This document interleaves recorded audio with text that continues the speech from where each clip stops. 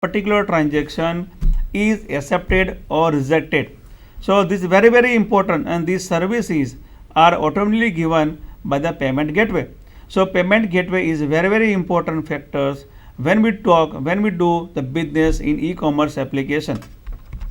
Now there are the question may arise, the which are the different type of payment gateways are. So now which it is again how to select the payment gateways. So again it is based on the location of the transaction processing code. This is very important. Okay, as we know that payment gateways, again it provides the services. Okay, so where the processing codes are written. So based on that, the two types of payment gateways are there: the merchant side API and the secure order form. Now merchant side API means API anything but the application program interface.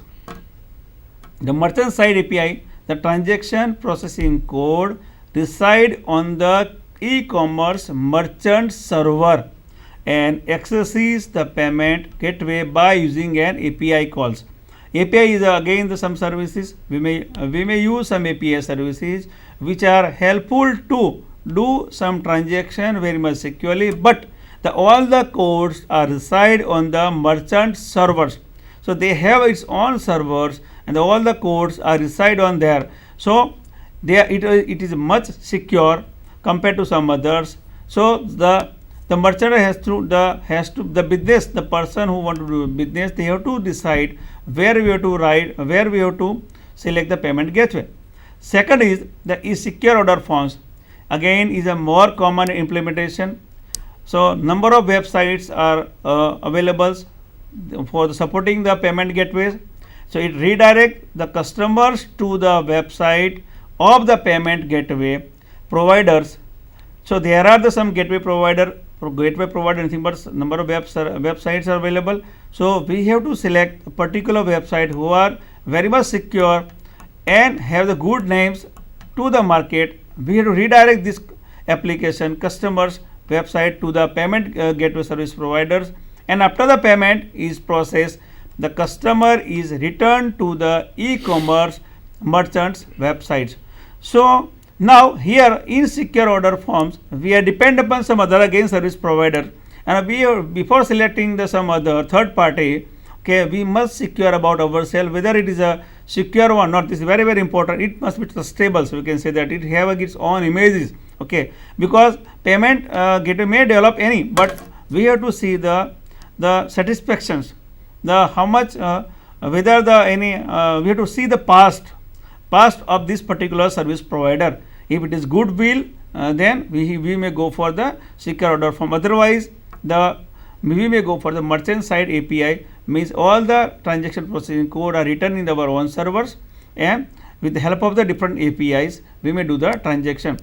So these are the payment gateways, different type payment gateway, and again which payment gateway selects is again based on the particular business persons. They have its own consideration, and based on that they may select the payment gateways. Now these are some theoretical talk. I want to just convert into some graphical way how the payment work in e-commerce. This is again very important.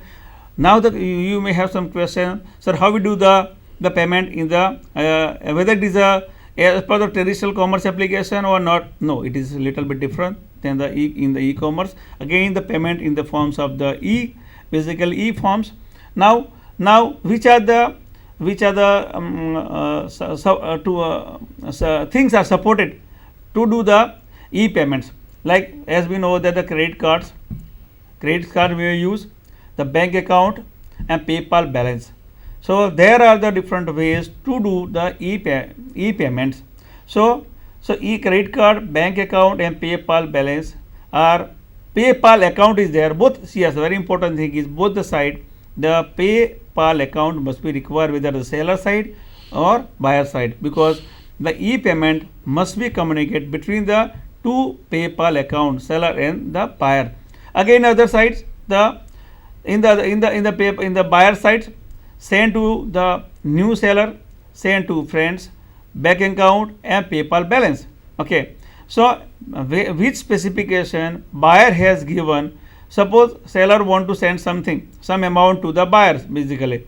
Then buyer, which are the account mentioned, which are the credit card number mentioned, whether they have the bank account details. Based on that, the payment will goes to the buyer or the seller. So these are the common the working of the e payments in the e-commerce application. Now the question, as we are technical guys, as we know the technical, as we are technical guys, now question may arise how each and everything are working basically. Previously we talk about the logical way, but how technically is the question may arise. Let us, I am going to go to the technical levels. Now as we know that if we are in computer fields, now there are we may use the different type of application. Normally there are one tier application is there, two tier there, three tier there. Yes, we know that. But for e-commerce application point of view, the three tier architectures are more preferable, and people are using this. So first, the client tier is there, server tier is there, and data tier is there. So in the client tier, nothing but what, how the client will access my e-commerce application. As we know that the e-commerce application access with the help of the computers, have the help of the mobile, help of the laptop, some other devices which are supported the electronics way.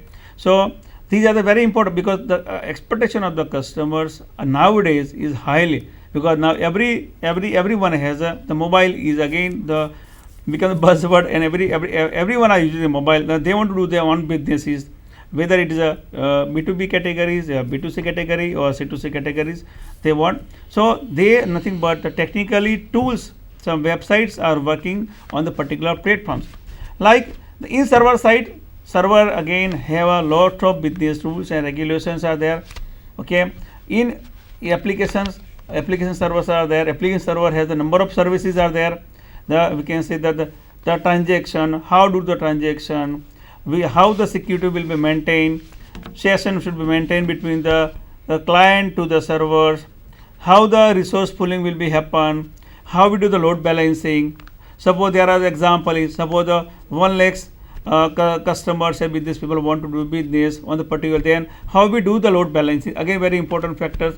Again these are issues also, how to be just give the maximum services with the minimum times, load balancing. These are the some services are running backgroundly, and they are taking care about the customer satisfaction, the business person satisfaction. So now these again based on what, the data and legacy access layer. Now when the seller send any information, when the buyer send any information, then where the data are reside. So data are reside, all the data are reside on the data tier in the database, and some terms and conditions, some legally the issues, some legally terms and conditions, then these all are stored in the legally systems. And some in some e-commerce application, number of services are required, like manufacturing, purchase, like science product, sales, marketing, like so many modules are there in the commerce application. All the commerce applications modules are developed with the help of ERP. ERP nothing but enterprise resource plannings, and is a bunch of the number of services as per the e-commerce application, and they are integrating data in legacy access layer. One more layer is there, and layer is try to communicate the ERPs, legacy systems and database, and data and legacy access layer will communicate to the business logic layers. Business logic, it forms in the processing point of view as per the processing rules and regulation, like so and so. The business logic layer send the information to the presentation layer, where presentation layer encoding and decoding the things, encoding and decoding then, and the particular clients will use the particular client will use the particular things in the proper way. So presentation layer has a very important role. Again for that, there are number of coding mechanisms are there. I'm not going to details. If you talk about the Java, then servlet, the JSP pages, and like database are there, business logics are there. I'm not going to much detail, but there are common overview, some abstraction forms of the e-commerce platform, how it works. So these are the glimpse I just discussed about that. And so if we talk about presentation layer itself have one more subsystems.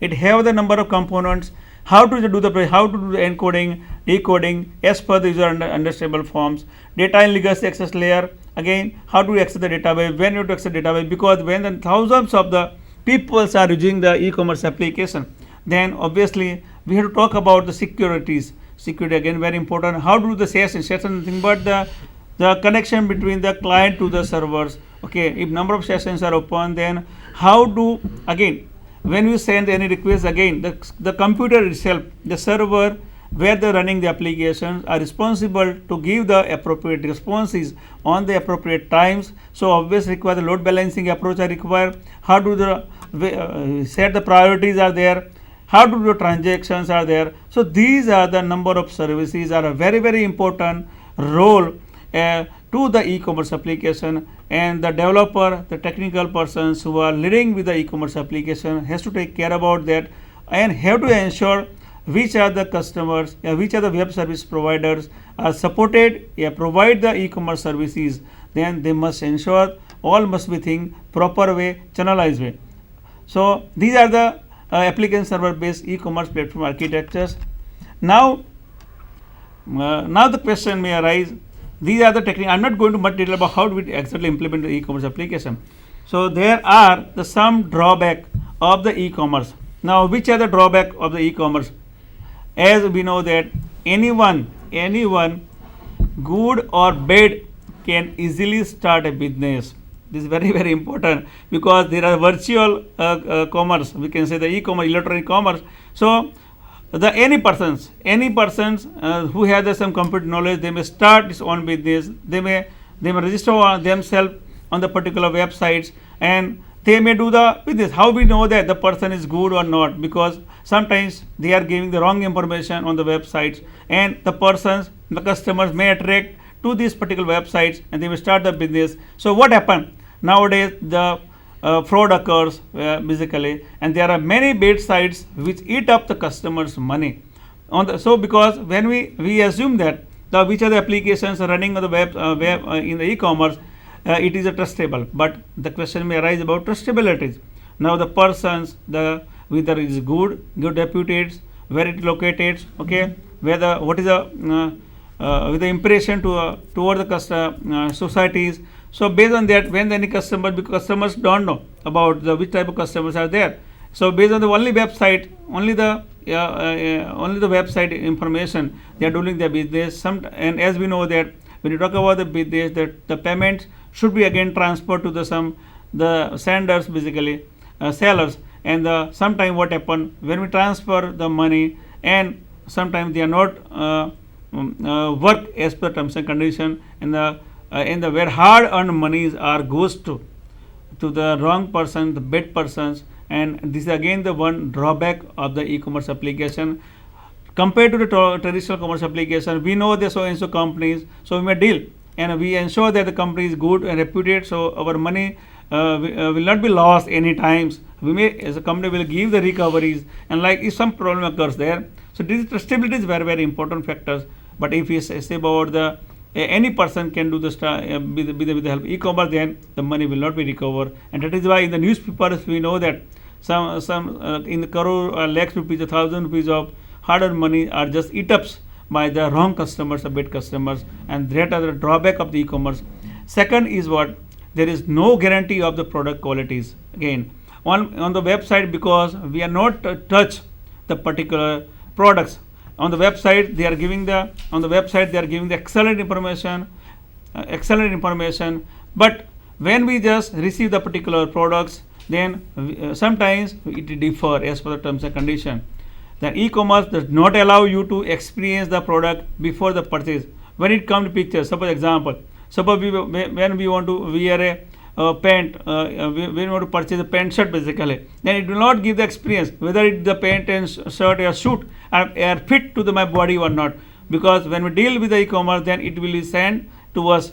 But nowadays the one option available, some website nowadays started, suppose you are not comfortable with the pants and a suit, with the help of the e-commerce, then you may send, but again it requires much time for physically sending to the buyer, and buyer again the sub not satisfied, they again send to the. So when we require the particular things are not available, because the actual experience we do not have. Then mechanical failures can cause unpredictable effect on the total processes if something is happened, because everything are we have to work in the devices, okay, machine, and some fault occur, then we cannot which are the actions are occur, we cannot predictable. Okay, as there is a minimum chance of direct customer to company interaction, customer loyalty is always on a check. This is very important because it affects to the first parameters. Loyalty factor is very important, and that is why these all are the drawback of the e-commerce application. Normally this is happen because now the fraud who are doing the fraud, they are become very much smart. They have some computer literacy, and with the help of this computer literacy they are doing the fraud. So the trustability is very important. Loyalties are always come to pictures. So we have to take, when we do the any e-commerce application activities, businesses, then we must sure about all these parameters. One thing more over that, you have say that each and everything should be important for that. In the type, one party should be send this in a product for that. But if you can implement this thing in a real world over that, which are the basic issues can be pertaining for that to be something should be problematic, something should be good over that, which are the basic issues can be happen in this in e-commerce for that. We have something in a brief out for that. Why? Because we have implementing this in e-commerce, the most important things, the technical person, these are the issues can be in a brief out. You can something what happens. So the first and a very important issue is with respect to the security issues. Why? Because we are doing our businesses with the help of the e-payments. Okay, so these are security again the crucial features of our e-commerce application, because most transactions take place in a fully automated way. So fully automated way, because when we do any transaction, again we have to communicate with the help of the, obviously e-commerce application works on the internet, so communicate from the one device to other devices, and in between there are so many routers are there, like so and so, it depend upon the geographical area. So second is restricted data are transmitted through a public network. So what happened now, the people are smart, and some hackers are available, hackers are there. So hackers identified the particular opportunities of the e-commerce application, and they may hack the authentication, they may hack some particular information about the payments, and they are doing the misuse of the credit cards, and that is why